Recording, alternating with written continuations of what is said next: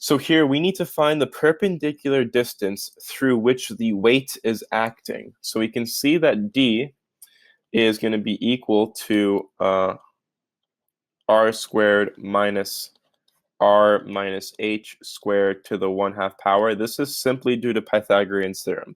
So this would be equal to 2rh minus h squared all to the 1/2 power.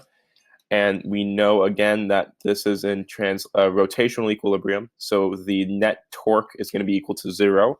And this would be equal to the force times the r minus h minus the weight mgd. So we can say that the force is going to be equal to mgd divided by r minus h. And so we can solve and say F is going to be equal to mg. Now we're going to substitute D in for this equation. So we can say 2RH minus h squared all to the 1/2 power. And then this is going to be divided by r minus h. This would be the force at the center of wheel. Now, if we want to find the force at the top of the wheel, we can say that for, this is for A.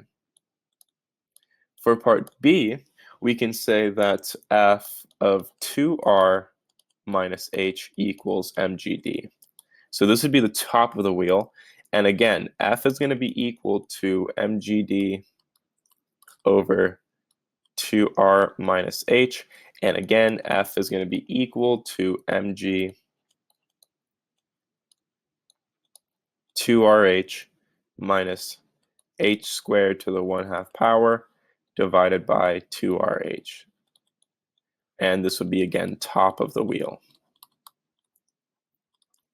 So they're asking which one is greater. Well, we know that the denominator for the top of the wheel is going to be greater than the denominator for the center of the wheel. So r minus h is actually less than 2r minus h, of course. Therefore, the force at the center will be greater than the force at the top. That would be your answer for part C.